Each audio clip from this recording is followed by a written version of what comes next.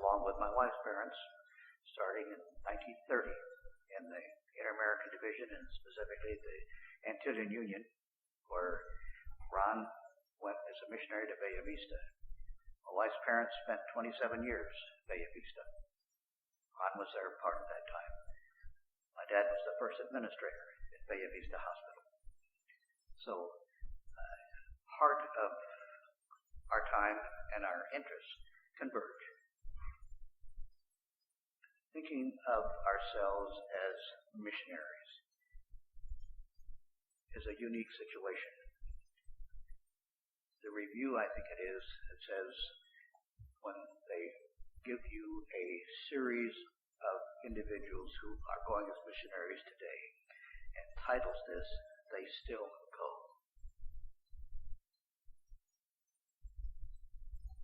Adventism still believes in the mission field, even though sometimes we tend to forget it today. Can we bow our heads? Our Father, we thank you that we are your children, and that as your children you not only give us protection, but you've given us a beacon to follow. People like Ron and his associate today are going to illustrate some of that. Bless and guide them as they share with us. We ask in your name. Amen. Thank you, Lord. I'm going to invite you, if you're sitting on the fringes, if you want to move toward the center, that is entirely permissible to do. So with that, Ron, if you'll come on up, I want to ask you a few questions, and then when your colleague arrives, we'll let you introduce him as well. So come on up here around on this side of me. I got to keep you on the right. Not on the wrong, that's right. From the newsletter, it tells us there that you have 2 part-time practices, kind of across the street from each other, more or less. How did you happen to evolve a dentistry practice on 2 campuses somewhat removed from each other? What's the story? The street that separates us is about 4,000 miles. When I quit working at Loma Linda, I was working at the Norton Clinic. Is this okay? Okay. I talked to one of my friends in Vista who would let me use his office to see my patients. About the same time, I had a friend in Puerto Rico who was going to have heart surgery, wanted me to cover his practice for 3 or 4 months while he was in Cleveland Clinic up in Ohio. So I started doing it at that point. That was about 2003. Maybe the end of 2003. And then they started asking me to come back periodically. I first came back for a couple of times in 2004. Currently, I go back to Puerto Rico. I'll be leaving tomorrow night to go back for 2 weeks. Now I go back 3 to 4 times a year. I have 4 offices that want me to work in their office. I try to do dentistry a little different than the way some people do it. And I guess they like it because they keep asking me to come back. So I have my patients here, and I have their patients there. Okay. Now, I think you suggested to me that much of your dentistry there has to do with pulling teeth. Is that right? No. No. It has to do with lifting teeth. Lifting? Oh, I'm sorry. I'm old-fashioned.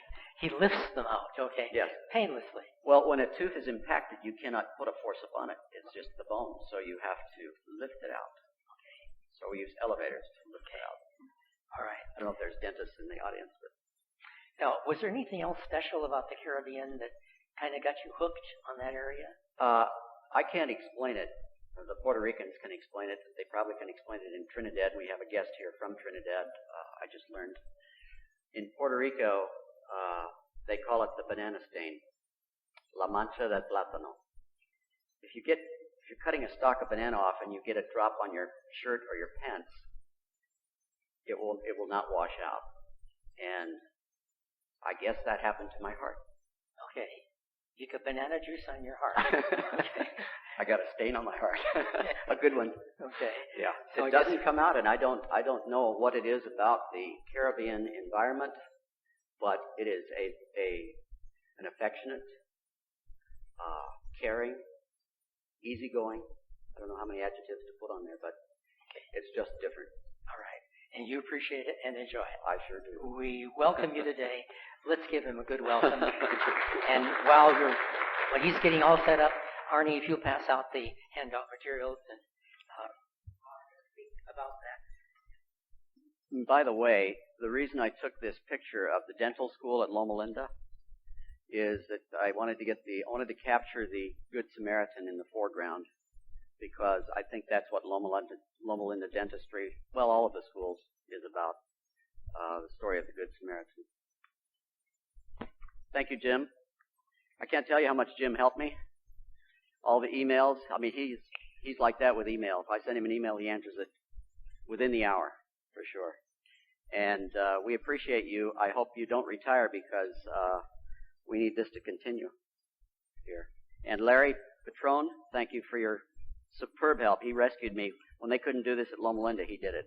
So I'm sorry that Dr. Gordon Rick could not be here. He was going to be part of the introduction, and as it turned out, I, many years ago, was working for him. He was my boss. And at Loma Linda, I would go up from Escondido, from my office in Escondido, on Tuesdays and help at the dental school, and I worked for him. So, sorry that he can't be here. I accepted Jim's invitation with trepidation. I did come to the other presentation by a dentist, and the title of it was Truth Decay, in case any of you missed it. It was very good. And I accepted this with trepidation because there's a lot of intellectual people speaking on this platform, and I'm not an intellectual, I'm a clinician. But I'm going to try to share with you today the passion that I have about dental missions. And Dr. Nick just arrived from Loma Linda with Dr. Ford. And I studied biology in school. I loved biology. I took biology at the biology class at Glendale Academy, and I thought I knew about life, the study of life, until I went to my biology major at La Sierra and started taking classes there, embryology and botany, and I said, boy, I didn't know very much. I'm really learning a lot now. And I thought I knew everything about biology, and then I went to Loma Linda and started taking gross anatomy and physiology and histology and studying even in more detail. And it's strange that the more I studied, the more I learned, the less I knew. As crazy as that seems. The human body is a miraculous machine, and I was fortunate in my life to be able to study it in detail. The human mind, of course, is an incredible computer. One example of a function of the body that we don't control, we don't even think about, is the kidney. And whether you're sitting here listening, or you're running, or you're sleeping, the tubules of the kidney are filtering for you. And I was just amazed when I studied in physiology how the blood goes through the tubules. Everything is taken out in the proximal tubule, goes around Henle's loop, and what you need is put back in. Everything else is discarded. I said, it's a miracle. It's a miracle going on 24 hours a day, and nobody cares. I didn't think anybody cared. I want to share something else with you. In 1969, I was a second-year dental student at Loma Linda, and I was riding my motorcycle, like a lot of us did, in Ritchie Canyon. That was then boondocks. Now it's a bunch of houses. But another motorcycle came around the corner, and we hit. And I almost lost my life, January 29, 1969. Day before my mother's birthday, in fact. Lost half the blood in my body. I found out years later they had started my heart 3 times.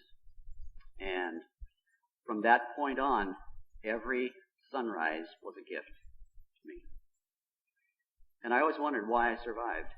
I always looked for what was the reason. I had applied for deferred mission appointment, and so I was put into mission service, and I started learning why. I survived. So I'm going to take you on a tour today, and I don't want this just to be a picture tour. I want you to be thinking about why we have dental missions. I had to think about it because I started doing it, and I've been doing it my whole career, like several other people in this room. So we could start the PowerPoint. Just want to show you a little bit where Trinidad is. Probably most of you know. This is of course, the Caribbean. And there's where Trinidad is. Looks pretty small from here. The chain of islands.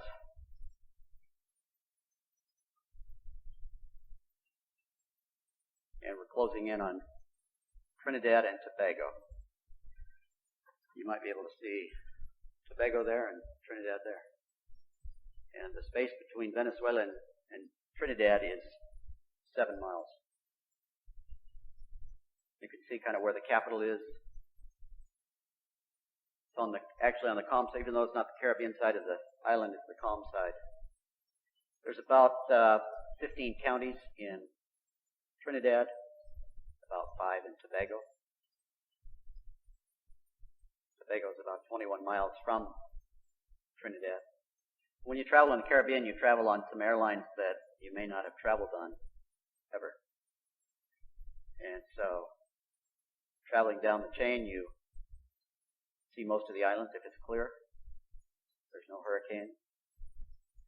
I'm cheating because this is Puerto Rico where we stopped in St. Vincent momentarily to unload and then reload. And we have a dental mission there. James Trott is there. We finally arrive at the land of steel drum, which you heard maybe at the beginning.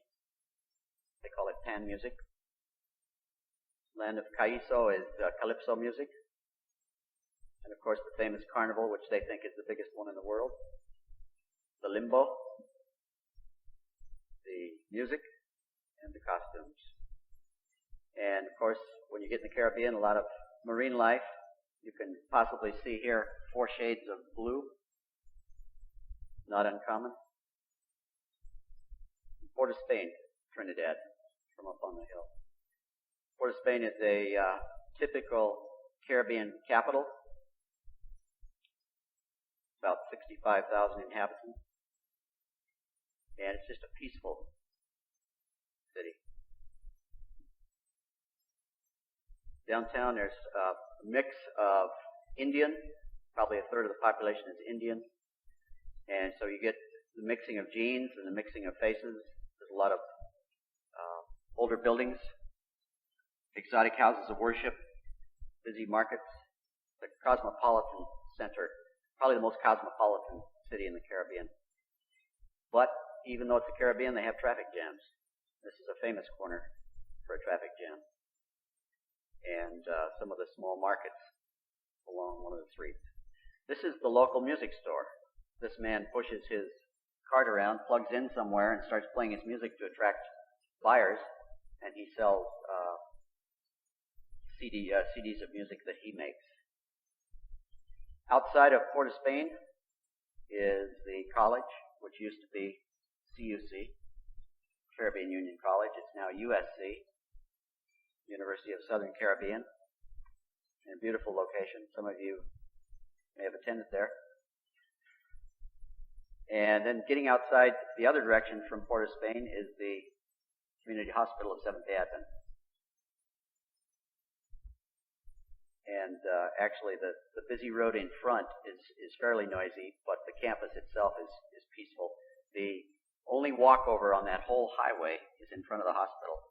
And the taxis would drop me over here every morning and I would walk across to the hospital.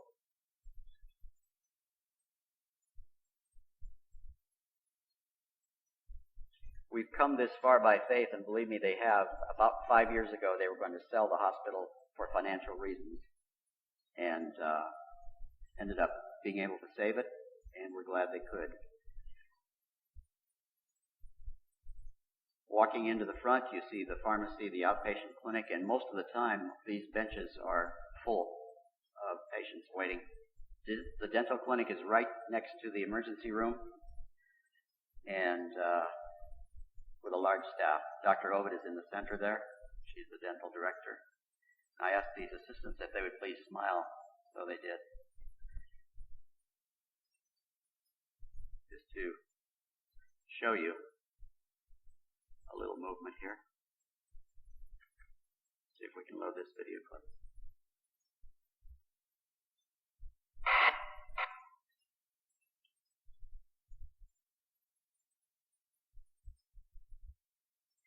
Do it again.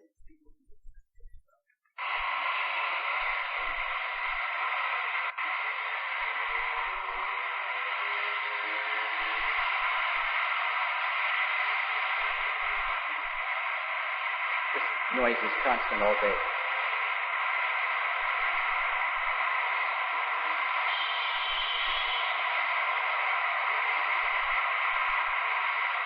I was surprised that a Caribbean island could have that much traffic, but constant.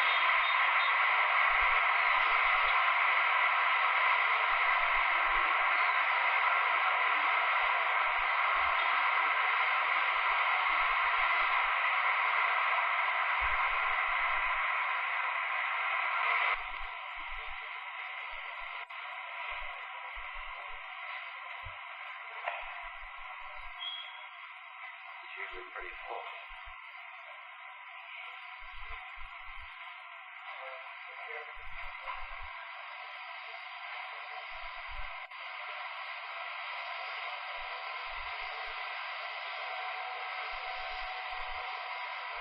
At work? I don't think so. That's where I work. Hope this doesn't make anybody sick. He's busy. More chairs in here for the hygiene. Two of the assistants do hygiene full time. Fairly well equipped office, you can see it. Got fairly modern equipment. Yeah, let's see where the main part is. X-ray.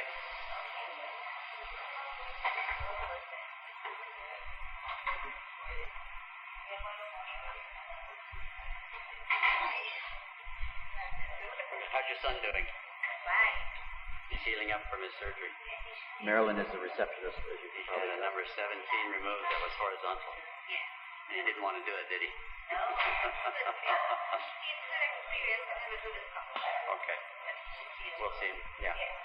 And Dr. Ovid at work. Morning.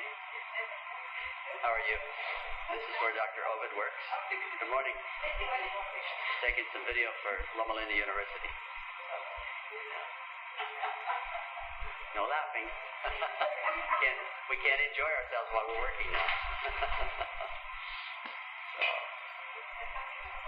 Dr. Ovid was trained in Port of Spain. Oh, good. My opinion of her work is that it's extremely high quality. Very good. Doing her head and neck exam. So we have a well-equipped clinic and personnel to work in it. This assistant worked with me most of the time, Fatima.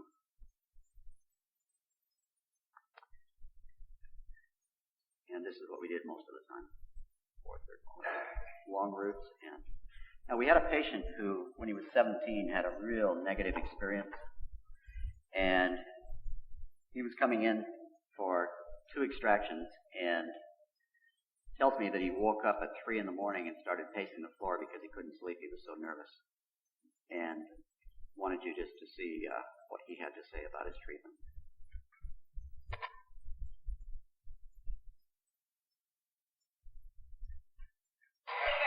So we're still friends after all of that? More than friends. You warmed my heart. You warmed my heart. Thank you.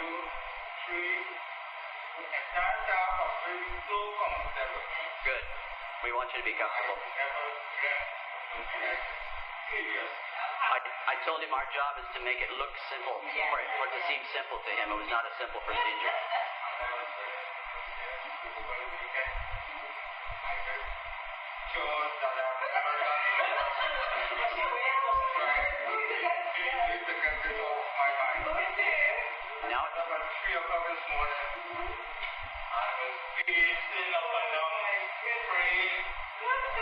Well, your prayers worked. Your prayers worked. It came out.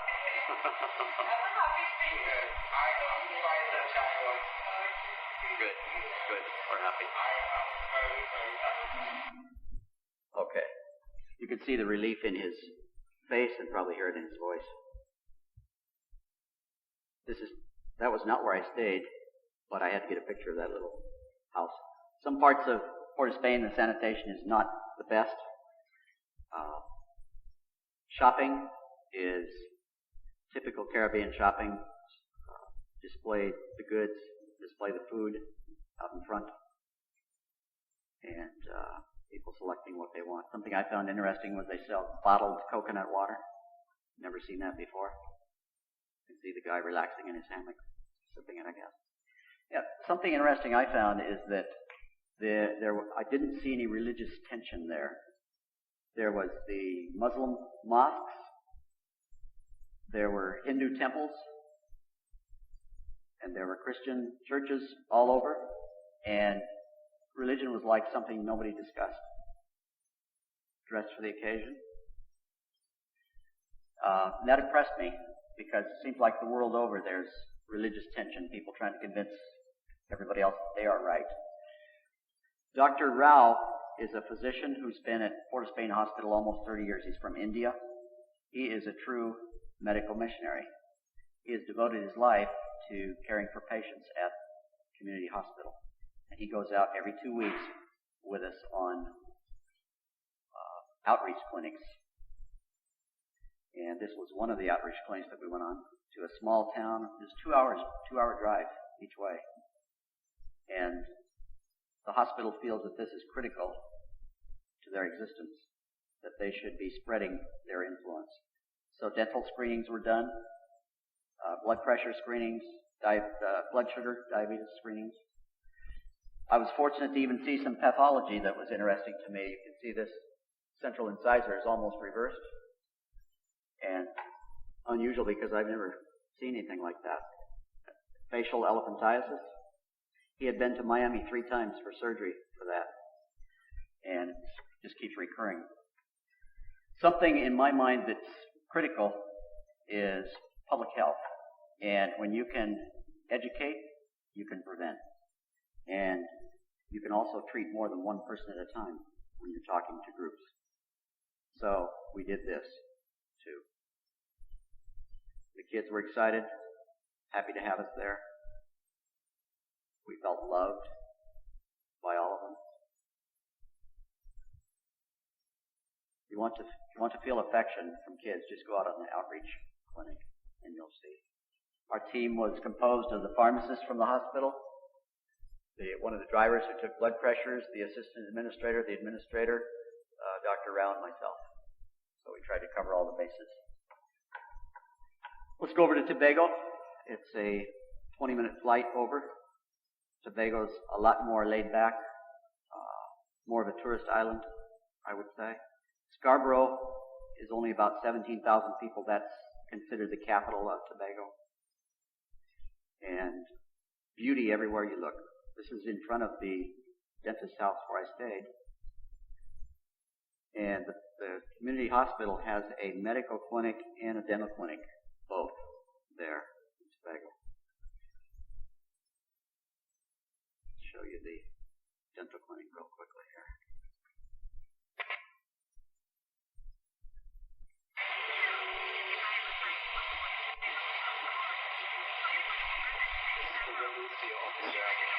The office downstairs? Yeah, the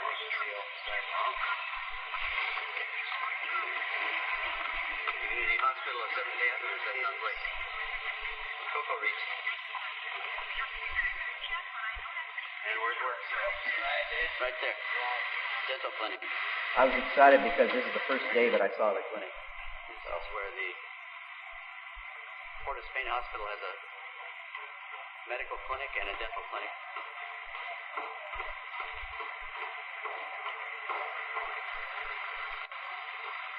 Let's go in and see who's there.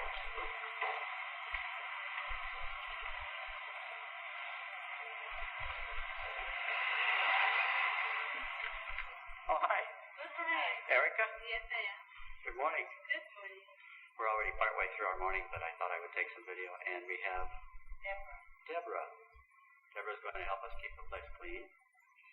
Let's go into the office here and see. We have a nice view outside. And let's see. Here's the dental chair. Yeah. This is where I was supposed to spend all of my time, but it didn't end up that way. And hence the title. We have April hiding. Hi, April. Did we do good this morning or what? Very good. Doing good? Oh, good. Okay, great. Well, this is the Tobago dental office. And we'll spend today and Monday here. Okay. It gives you a little idea of the facility there. One chair, so a lot more difficult to produce a lot of work. This is the dentist's home where I got to stay. Not too shabby. That's the view from the front yard. And wherever you look in Tobago, there's beautiful bays. Lots to see. Water to get in wherever you want to. Lots of people visiting in their boats. And I was driving along the panoramic view, the center of the island, and came across this little building. Can you tell what it is? Little church. Kind of impressive. A lot of the country homes are very humble. You see the laundry is drying below the home there. The main road in Tobago is not a 5-lane freeway each way. It's a 2-lane road. This is the main highway into the capital, Scarborough. Let's see what's happening in Tobago.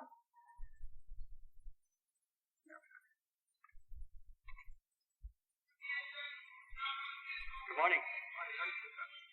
Everything good? Welcome to where? Tobago. Good. Is this the first time? First time. First time in Roxborough. And what are we having here today? We have the Lay Activities Federation. Lay activities. Yes. Okay. And lay activities doesn't mean taking a nap, does it? No. Lay activities. Well, they have actually changed the name to personal ministry, actually, because of that same connotation. Lay ministries. Good idea. Yeah. They're changing it to what? Social action? Personal ministry. Personal ministry, excuse me. Yeah. Good. Mount St. George. Say the name again? Mount St. George. Mount St. George, yeah. So, the interesting accent. I walked into that stadium and it was just full of Adventists having a rally, as he said, lay activities rally. And all the churches from Tobago were in one place.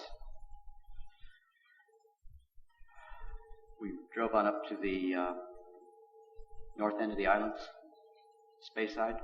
Just beautiful island, which many are in the Caribbean. I was thinking here of beachfront property in California, and here you have it right here in Tobago.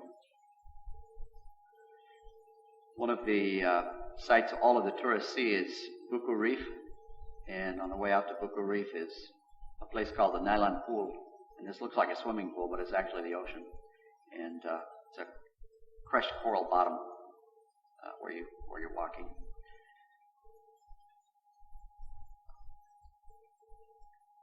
Beautiful island. People needing a lot, but very happy. And that's what I find in a lot of places where there's need. It does not affect people's happiness. They find happiness inside, not in material things.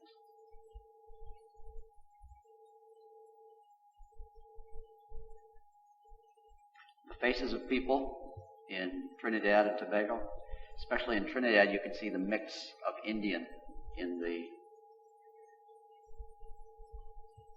faces.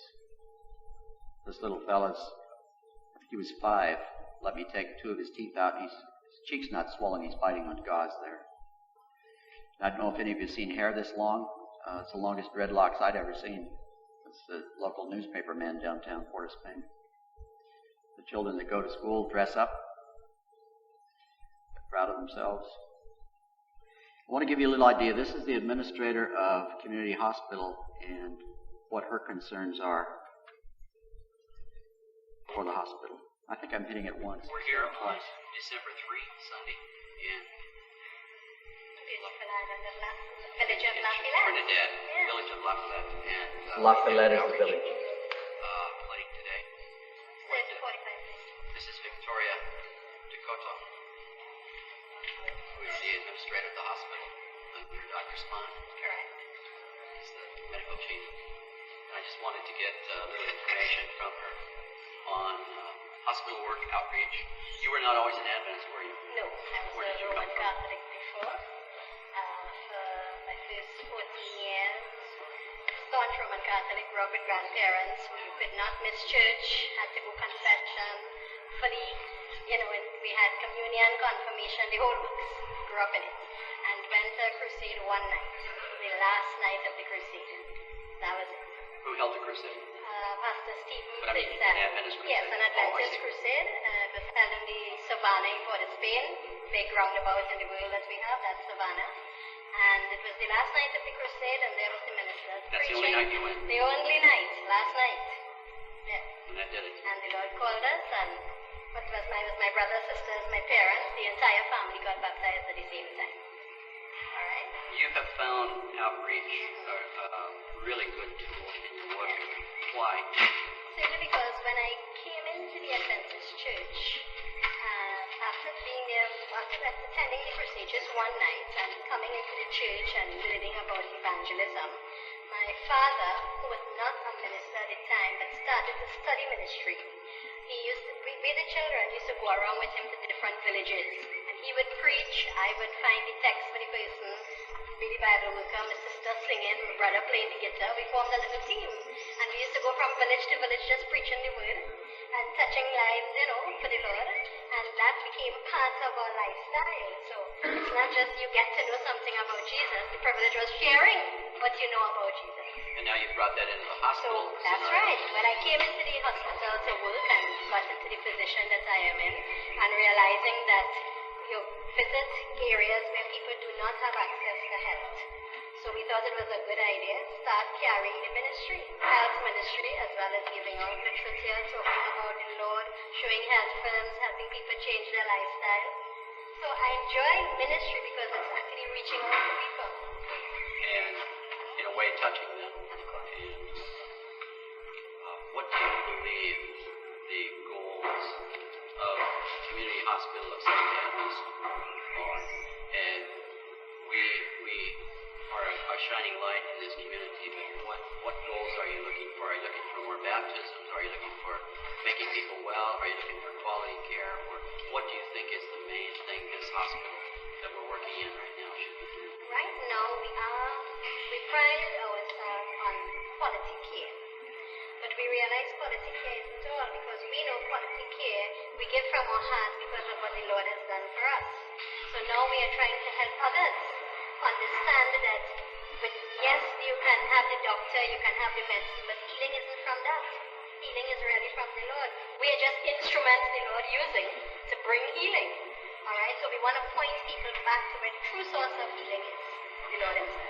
So in their medical crisis, they need to rely on God, and they are taught to do that this way. Yes, they are. Very That's good. why we have formed a chaplaincy committee where we, besides one person as a chaplain visiting patients, we have a committee that we divide the hospital in areas and people can go to different sections.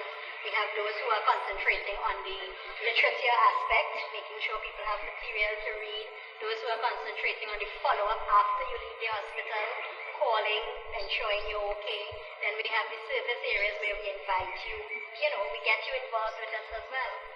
So it's a whole type of healing, not just come and get some tablets and the doctor see you. It's more than that. Whole person care. Yes. Spiritual, mental, The physical. whole idea, if you look at our logo, the previous logo we had demonstrated it more, but the idea is that you come in together and become, as you come to the cross, you become whole, and it's coming to the Lord. So not just physical, No, not spiritual just. healing. We are just the instruments that provide the physical healing. The Lord. You get a feeling here that this hospital is in very good hands with somebody like her at the helm. So it's been a wonderful experience for me to be here and work with her. Thank you. Thank you. And join us on our outreach services as well. I asked some patients if there's a dentist in this village, and they said No. They said they have to go down to community hospital. That's right. Thank you. Thank you. It's been a good experience. Okay, great. We were an hour and a half out from Port of Spain, and we had to refer some of the patients to the hospital, dental clinic, because there was no dentist in this village. This is not, this is just soda that she has in her hand, in case you don't get the wrong idea. At some point, we always have to say goodbye, and I was told a long time ago by a good friend that I have trouble saying goodbye, which I do. So they gave me a little going away party and a gift, and our lunch, by the way, was Indian food, which I love. I bumped into one of my classmates from La Sierra there who taught biology at CUC, now USC, Norma Greaves. And we spent probably 3 hours after dinner that night talking about old times. And we both graduated from La Sierra in 1967, the last group of diplomas that said La Sierra College on them. At the end of the day, what is it all about? Why do we have dental missions? What are they trying to accomplish? And I think some of those questions are what we want to deal with here today. As I reflected back, I realized that I had gone there to give, but I'd actually received more than I could give. And flying home, I thought about the purpose of dental missions. And reflecting back on my experience Christmas Day in Puerto Rico, I felt very warm inside from the affection of the people and the experiences that I had had there. I'm going to save the last two clips for after the break. Dr. Nick, if you want to come up. Dr. Doyle Nick is a professor at Loma Linda University School of Dentistry, as is Dr. Ford.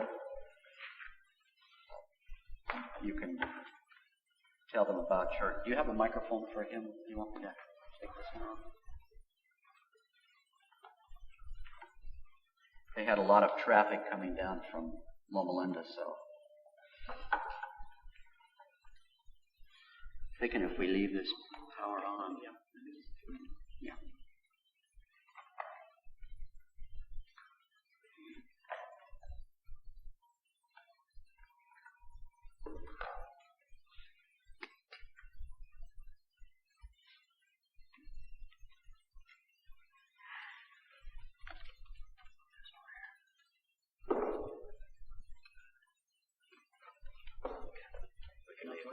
Yeah, we can leave the power on.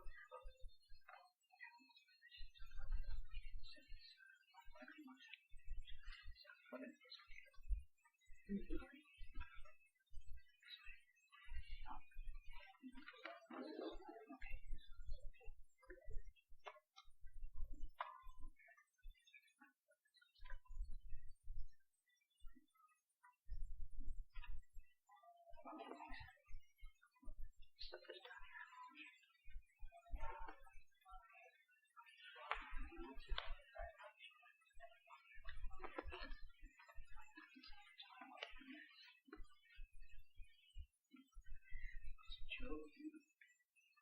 You'll have to give a self-introduction about your history. My history? Since I don't know it. I have a long history. It's getting longer all the time.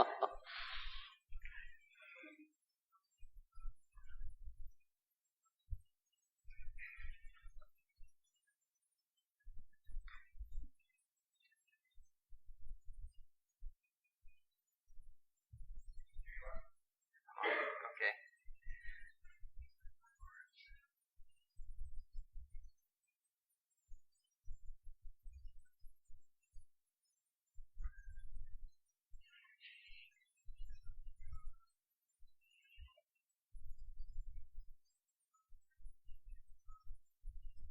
Hello, folks. I'm Doyle Nick. I'm teach at the School of Dentistry, and part of my responsibility is to work for the General Conference, taking care of the dental mission offices around the world. I've been there for about 15 years, and I'm told today that I should spend about a half an hour and talk a little bit about dental missions. And so here we go. Thank you for having me. Sorry I'm late. I don't get out enough. I don't know how long it takes to get here, so especially on a day like today. Briefly, the Seventh-day Adventist Church has been active in missions almost from its inception. It was registered as a denomination in 1863, and 11 years later, the first missionary left. Because of the denomination's understanding of how God loves us and what His character is and how He cares for us, we have a very strong emphasis on education, wholeness, and health. The Adventist educational system is a very large one. It's the largest Protestant educational system in the world, with 5,000 plus schools and 90 universities. The healthcare network has 550 hospitals and retirement centers and medical clinics, and about 75 dental clinics. Where's the wrong one? Part of my responsibility is to the International Dental Affairs Office at Loma Linda. Dr. Quentin Nicola and I share the responsibilities. Katie Anderson is our assistant secretary, and we have several jobs. We work for the university, the dental school, and we coordinate the General Conference programs with the North American Seventh-day Adventist dentists, as well as some other organizations like ADRA and AHI and so on.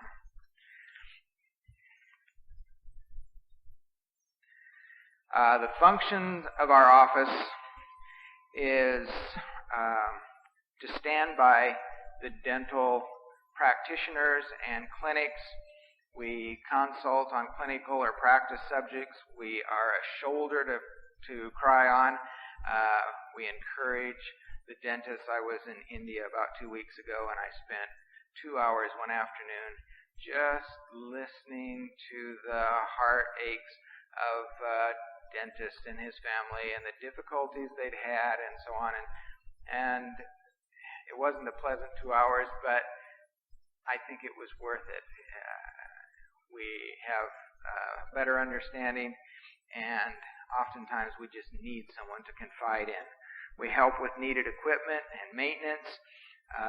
We work on acquiring supplies, which are difficult to get in some remote locations. We encourage donations, by the way. We encourage donations, so we encourage donations. We arrange continuing education for our dentists. We are very active looking for long and short-term dentists, those who are needed for 5-year terms, and those who are needed to go and cover for a short period of time while a dentist is on furlough or is taking annual leave. And there's a lot of undefined tasks. A dentist's wife has a certain medical problem. We try to find someone who is up on tropical medicine so that he doesn't feel like he has to leave where he's stationed. We arrange mentoring for laboratory technicians and dentists, and we work with the other Seventh-day Adventist dental schools. There's one in Mexico, and there's one in the Philippines. Okay, a little bit about dental clinics. There are about 75 around the world which are associated with Seventh-day Adventist institutions. And I'm always a little bit at a loss to know how to define a mission dental clinic. How many of you have been missionaries? Can I see? Wow, look at that. Quite a few. Now, when I said that, what you were thinking was, how many of us have been paid by the church to go to another country and do something? Many times I feel that real mission is much more of an orientation, much more of a motivation, rather than a situation that we find ourselves in. And I know that here in California there are a lot of mission dental offices. They're fee-for-service. They're not associated with an Adventist institution. But the dentist is mission-minded. He is telling people how they can be more whole. He's finding every excuse to mention God. He's working hard to help those who are underserved in our communities. And this man is as much a missionary, in my opinion, as I was when I served in the Far East. But there are, these distinctions. And I remember very well saying to someone, I'm a missionary in Taiwan, and they said, I'm a missionary in Africa. I'm a real missionary. And of course, there's a big difference. I was in a situation where it was very modern, and we had an up-to-date clinic, and I didn't suffer because I didn't have the materials I needed to do a good job for my patients.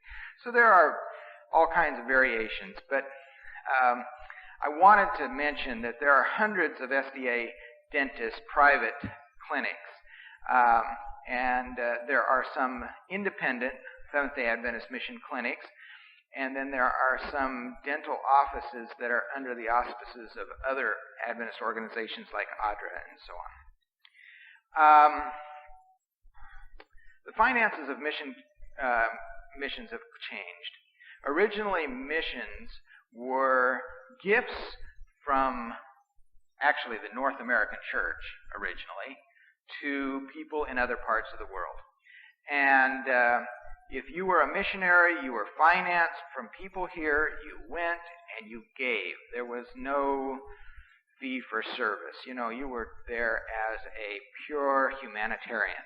Over time, membership distribution, giving patterns of those of us in the developed world, the financial success of many mission, medical, and dental facilities, as well as demographics, have dictated changes. And today we have a very mixed bag when it comes to financing dental clinics. There are a very few central church financed dental clinics, a very few. There are some that are subsidized by the church. There are many that are self-financed within an institution. You're expected to raise all of the money that you need for your personnel, your supplies, your equipment, and your income, everything.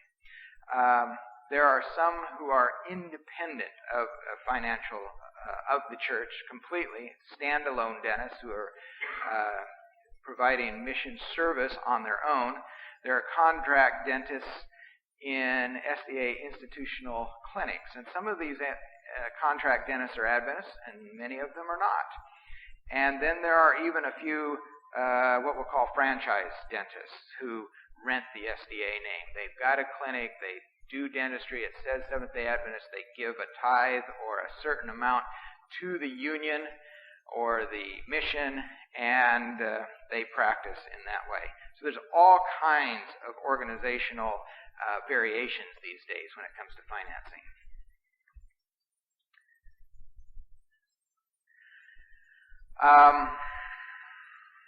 And I'd like to say that all of these variations can be true mission hospitals. They can all fulfill the mission of the church and our profession. Healing and improved health. When Jesus was on earth, you can read through the New Testament over and over and over. It says he healed their sick. He healed them all. And over and over you can read where he had compassion on them.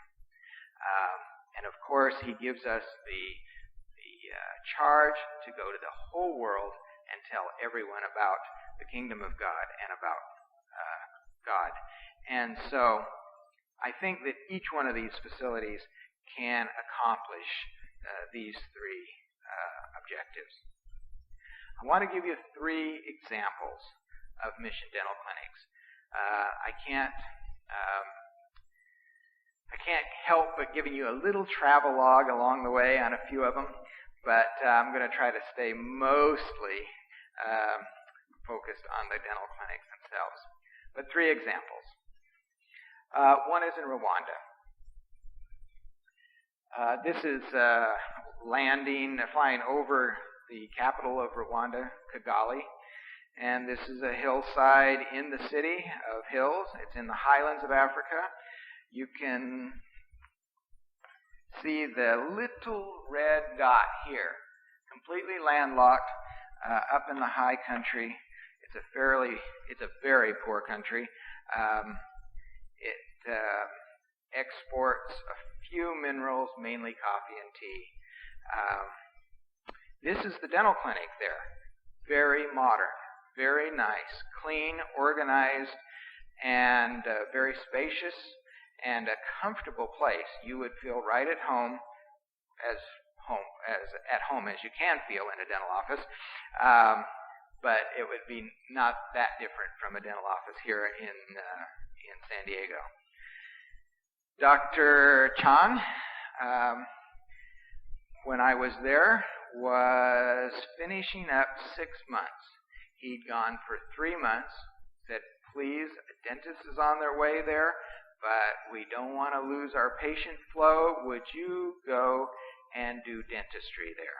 He said, sure, I'd do that. He went and he spent 3 months there without his family, working every day. And at the end of the 3 months, they said, it's going to be a little longer. How about another 3? He said, okay, send me home for a week and then I'll come back. And so they did. And so he was there just finishing up his 6 months when I was there. There is another dentist there now for a 5-year commitment, but he was a volunteer, drawing no pay, but giving his time and efforts and expertise. In Kigali, they're mission-minded. They have an outreach clinic. This is it. It's a medical clinic, and beside it is the dental clinic. It is not spacious, clean, and nice. It is suffering from not enough money, but they see patients there all the time. Patients who could not afford the other dental clinic. Patients who desperately need care. The original clinic that I showed you makes pretty good money because they have attracted the international community, and they see ambassadors and staff from other countries, and as well as a number of people from Rwanda. This is the dentist who at that time was manning this particular clinic. That's the front yard. We went to University Church there. I thought she had such a neat hairdo, so I took a picture. Didn't ask her, I wasn't brave enough. This is the Hotel Rwanda. You maybe are familiar with how that looks. The movie Hotel Rwanda was a very touching movie.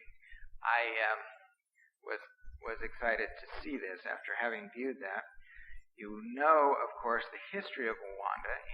In 1994, over a period of about 3 months, there boiled over intertribal warfare, and there were about 1 million people murdered, most of them of the Tutsi tribe.